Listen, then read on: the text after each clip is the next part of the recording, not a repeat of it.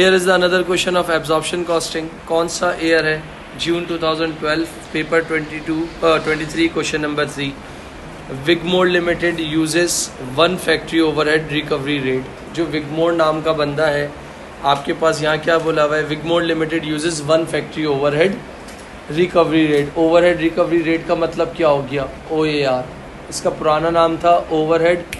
Overhead recovery rate का मतलब क्या हो गया? उसका पुराना नाम है और नया नाम क्या है? OAR, जिसको आप ओवरहेड एब्जॉर्प्शन रेट कहते हो. Which is a percentage of total direct labour cost.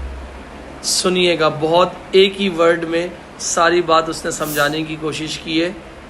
क्या वर्ड बोला हुआ है? फैक्ट्री ओवरहेड रेट, यानी फैक्ट्री ओवरहेड्स. डन. फिर बोला हुआ है विच इज़ अ परसेंटेज. क्या वर्ड बोला हुआ है?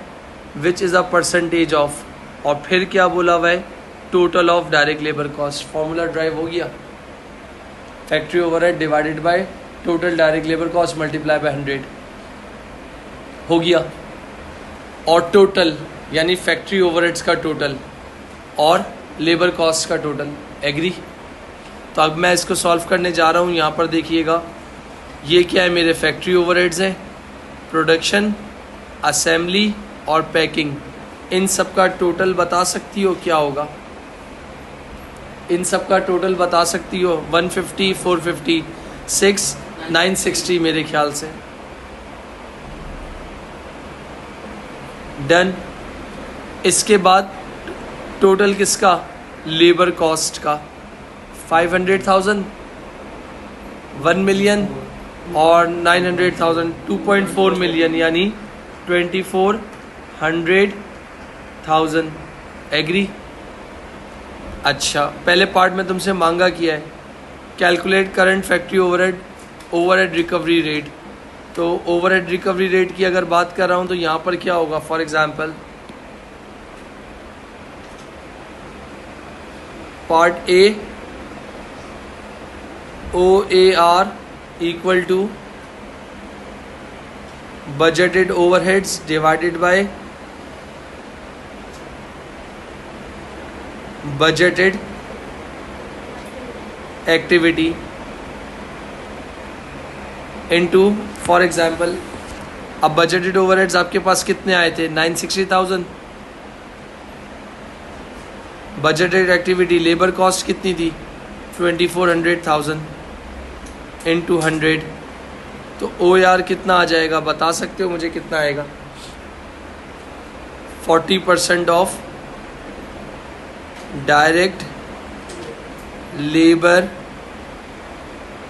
कॉस्ट. एग्री?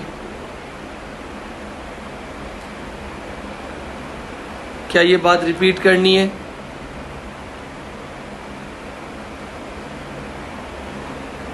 क्या ये बात रिपीट करनी है?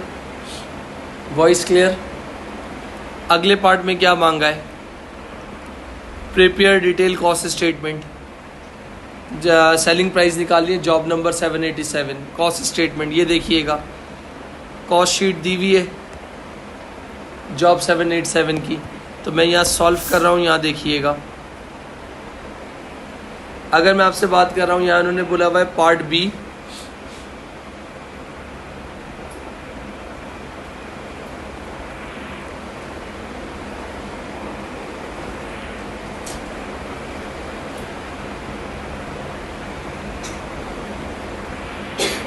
तो सबसे पहले कहाँ से स्टार्ट होती है? DM से होती है. तो DM पे आ जाओ ज़रा. DM कितना था? 180, 150, 170. एग्री? ऊपर वाला क्यों नहीं ले रहे हो? ऊपर वाला टोटल के लिए था. और नीचे वाला क्यों ले रहे हो? क्योंकि आपको निकालनी क्या है? जॉब 787 के लिए निकालनी है. डन. तो DM कितना था? 180, 150, 170. टोटल करो. एक मिनट बेटा. 180, 150, 170 कितना बेटा? 500. फिर क्या आता है? DL. DL का मतलब क्या होगा? DL का मतलब क्या होगा? यहाँ देखिएगा, लेबर कॉस्ट 2400, 1100 और 1000. तो ये लगभग बनती है 4500 कुछ, 4500 बनेगी। डन। 2400, 1100 और 1000, 4500। एग्री। इन सबको सम अप कर लो तो ये क्या बनेगा, प्राइम कॉस्ट, जो कि कितना बन रहा है 5000। फिर क्या करोगे, ऐड फैक्ट्री ओवरहेड, या जिसको आप क्या कहते हो इनडायरेक्ट कॉस्ट। इन्होंने जो आपने OAR निकाला था ना, फैक्ट्री ओवरहेड या जिसको आप क्या कह रहे हो इनडायरेक्ट कॉस्ट, किसके बेस पे निकाला था, लेबर कॉस्ट के बेस पे निकाला था। इधर देखिएगा प्लीज़। तो यहाँ देखें लेबर कॉस्ट कितनी थी, 4500 थी। लेबर कॉस्ट कितनी थी, 4500 थी, मल्टीप्लाई कर लिया, कितने परसेंट OAR बोला था, 40% किसका, लेबर का बोला था। तो निकालो 4500 का 40% कितना, 1800। दोनों को प्लस कर लो तो टोटल कितना आ जाएगा जी, 6800। तो उसको आप क्या कहोगे, अगर मैं फॉर एग्जांपल इस तरीके से बात करता हूँ, कॉस्ट ऑफ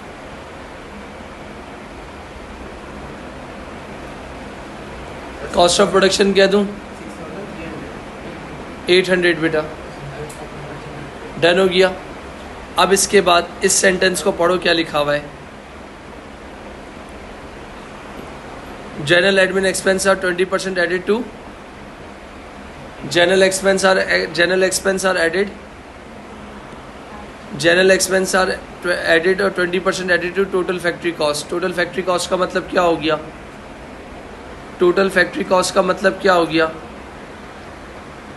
इसमें डायरेक्ट भी आ गया और इसमें इनडायरेक्ट भी आ गया, ऐसा ही है, जो कि कितनी आई है 6800 आई है।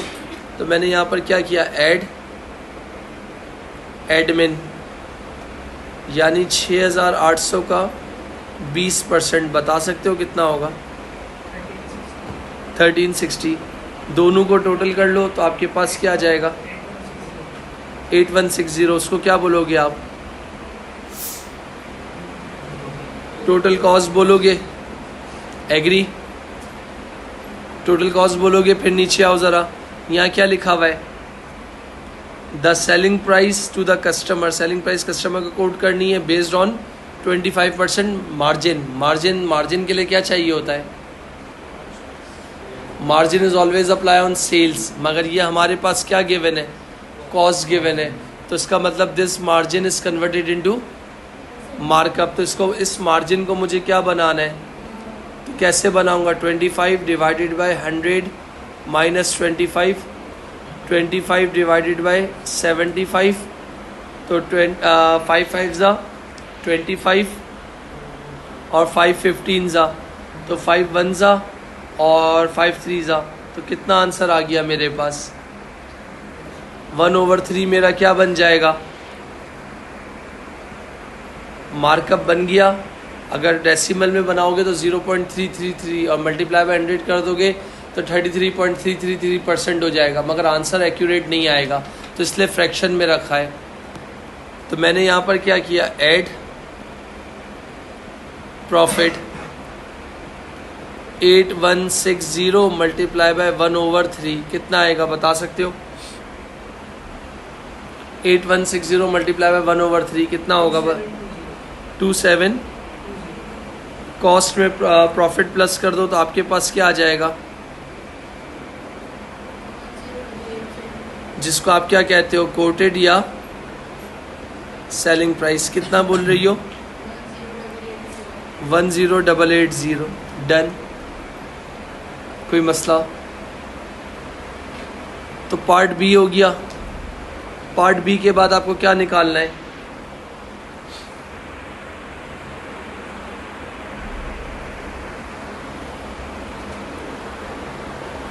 पार्ट बी के बाद आपको क्या निकालना है,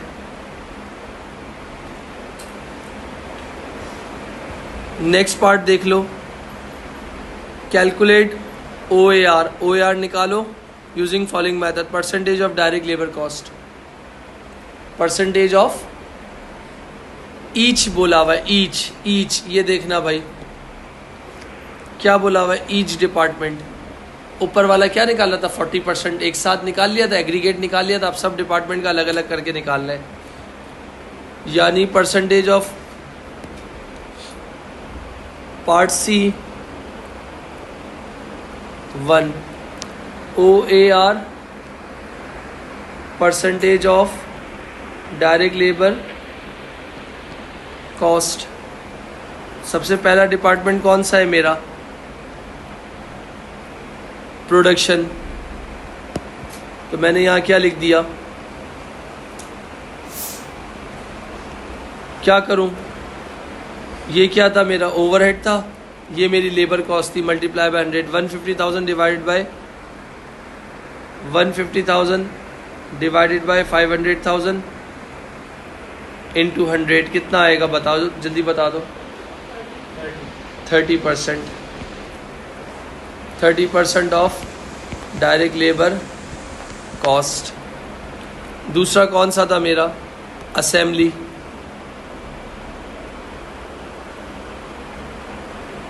असेंबली की बात कर रहा हूँ 450 divided by 100,000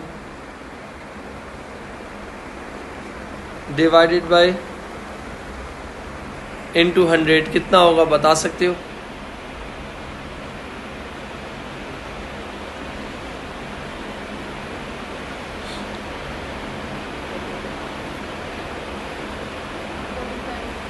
%45 of direct labour cost. दूसरा डिपार्टमेंट कौन सा है, पैकिंग।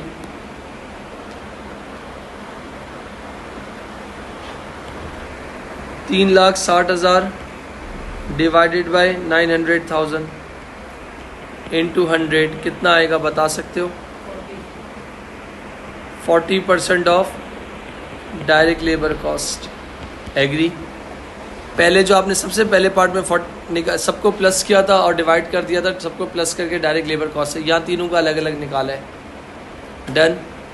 पार्ट बी में क्या बोला हुआ है, डायरेक्ट लेबर आर निकालना है ऑन द बेसिस ऑफ, यहाँ देख लीजिएगा पार्ट सी का 2 OAR किसके बेस पे निकालना है, डायरेक्ट लेबर आर के बेस पे निकालना है और ईच निकालना है। सही है। तो अब मैं जब इसको सॉल्व करने जाता हूँ तो ये मेरे क्या है, लेबर आर्स हैं 1,20,000 और ओवरहेड्स कितने हैं 1.5 लाख। अगर मैं आपसे कहता हूँ प्रोडक्शन 1.5 लाख डिवाइडेड बाय 1,20,000 तो क्या आंसर आएगा। 1.5 लाख डिवाइडेड बाय 1,20,000 क्या आंसर आएगा। 1.25 पर डायरेक्ट लेबर आवर्स।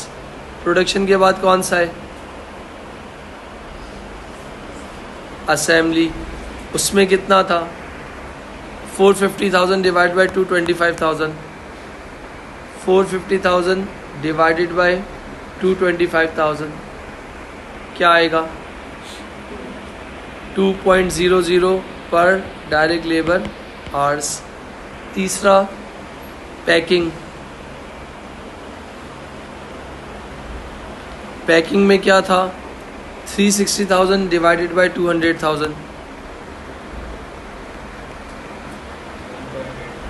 जी बेटा 1.80। एग्री। डन हो गया।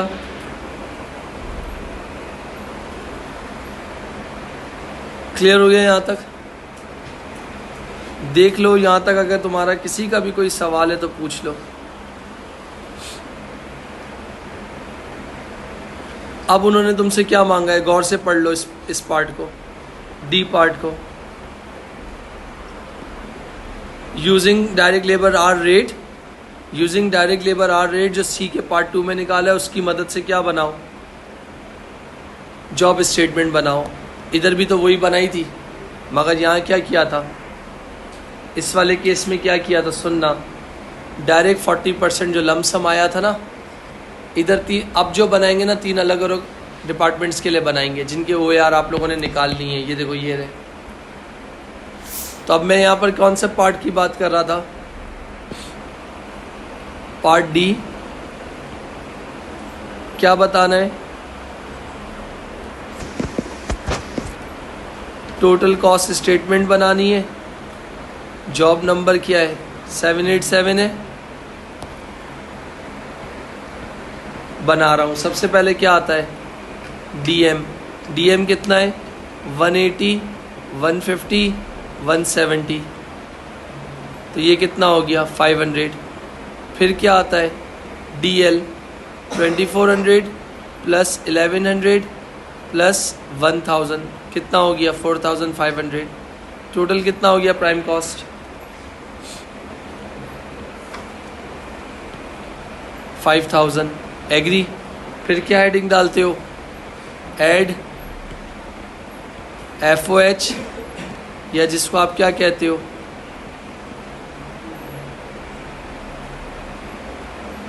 Indirect cost. एग्री। अब यहाँ क्या करूँ, उन्होंने क्या बोला हुआ था आपको, सबसे पहले कौन सा डिपार्टमेंट है, प्रोडक्शन।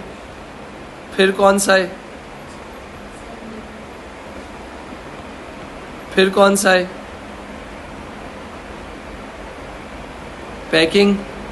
सबके OAR रेट्स दिए हुए। इधर देखिएगा, लेबर आवर इसके कितने, 400, 700, 650 दिख गए, दिख गए 400, 700 और 650। तो यहाँ पर देखना 400,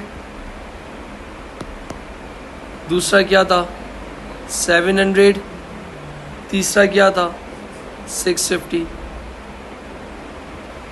सबके रेट आप लोगों ने निकाले थे। पहले का कितना निकाला था, 1.25, दूसरे का 2 और तीसरे का 1.80। मल्टीप्लाई करके आंसर बता सकते हो कितना आएगा जी। पहले का 500, दूसरे का जी, तीसरे का 1170। सबको प्लस कर लो, क्या आएगा,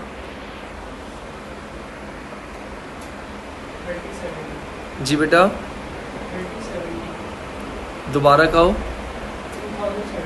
3070। तो 3070 लिख दिया। तो ये तुम्हारी क्या थी, फॉर एग्जांपल प्राइम कॉस्ट थी, ये तुम्हारी क्या थी, इनडायरेक्ट कॉस्ट थी। दोनों को प्लस कर लो तो क्या हो जाएगा, कॉस्ट ऑफ प्रोडक्शन आ जाएगा जी, 8070। एग्री। फिर उसके बाद क्या था, एडमिन। एडमिन कितना बोला था, 20% ऑफ टोटल फैक्ट्री कॉस्ट बोला था। तो अब इस वाली जॉब के हिसाब से टोटल फैक्ट्री कॉस्ट ये रही, 8070 का 20% निकालो, कितना होगा 16। दोनों को 16, दोनों को टोटल कर लो तो तुम्हारे पास क्या आ जाएगा,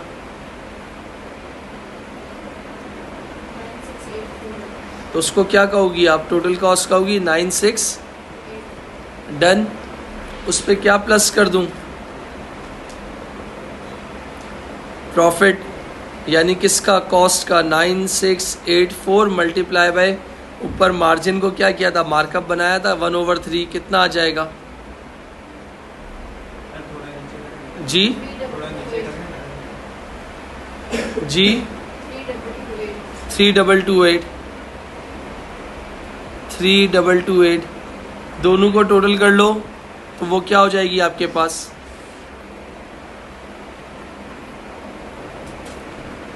सेलिंग प्राइस कितनी हो रही है बता सकते हो, 12912। जो इससे पहले पार्ट बी में तुमसे मांगी थी ना टोटल कॉस्ट, वो ओवरऑल पूरी फैक्ट्री की थी, और जो पार्ट डी में मांगी थी ना वो जॉब नंबर 787 के लिए थी। जो पार्ट बी में जो तुमसे मांगी थी उसमें लमसम ओवरहेड को 40% किया था लेबर कॉस्ट का। इसमें क्या किया था इन्होंने, बोला था यू जॉब नंबर 787 निकालो यूजिंग पार्ट सी का पार्ट 2 जिसमें लेबर आवर्स आपने अलग अलग करके निकाले थे, उसको मल्टीप्लाई कर दिया तो आपके पास क्या आ गई, लेबर कॉस्ट आ गई बेटा। डन।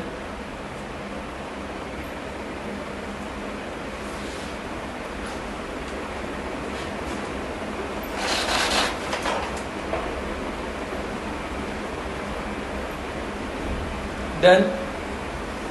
फिर उसके बाद आपको क्या निकालना है, नेक्स्ट पार्ट देखो। नेक्स्ट पार्ट पे अगर आप आते हो तो देखो नेक्स्ट पार्ट में उन्होंने क्या बोला हुआ है, जो मैंने आपको नोट्स में भी थ्योरी के फॉर्म में लिखवाया था। जाओ, बोला हुआ है discuss the problem associated with using pre determine overhead absorption rate. आपको थ्योरी लिखवाई थी, जाके चेक करो, पूरा क्वेश्चन बना के लिखवाया था। What are the problems for using pre determine OAR rate.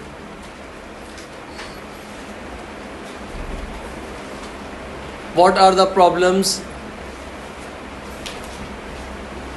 What are the problem? लिखाया था, क्या लिखवाया था, अक्सर पढ़ सकती हो। Use of estimated data can lead to inaccurate costing and results in over or under absorption of overheads.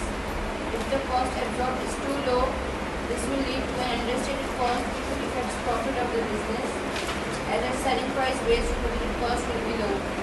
On the other hand, if absorbed cost is too high, this will overstate cost to the product uncompetitive and will reduce demand. बस यानी in short अगर आपने जो OAR निकालते हो किस base पे निकालते हो, एस्टिमेटेड डाटा के बेस पे निकालते हो, जिसकी वजह से आपके पास जब टोटल कॉस्ट में प्राइस किसी को कोट करते हो तो वो एस्टिमेटेड प्राइस होती है, वो फ्लक्चुएट कर सकती है, जिससे आपको क्या हो सकता है, ओवर हो सकता है या अंडर हो सकता है। The use of predetermined overhead absorption rate can cause particular problem where there is a fixed cost because the volume of activity for the period has to be estimated as well. The amount of, for example, overheads are also estimated. मतलब आपके पास जो overheads थे वो भी estimated थे और जो activity थी वो भी estimated थी, जिसकी वजह से क्या हुआ, over और under आपके पास फेस करने पड़े। अब over और under कैसे होगा, अगर जिसकी वजह से आपके पास ओवर प्राइसिंग हो जाएगी या अंडर प्राइसिंग हो जाएगी, या ओवरहेड ज़्यादा हो जाएंगे या कम हो जाएंगे, जिससे ओवरऑल बिजनेस क्या कर जाएगा, अफेक्ट कर जाएगा बेटा।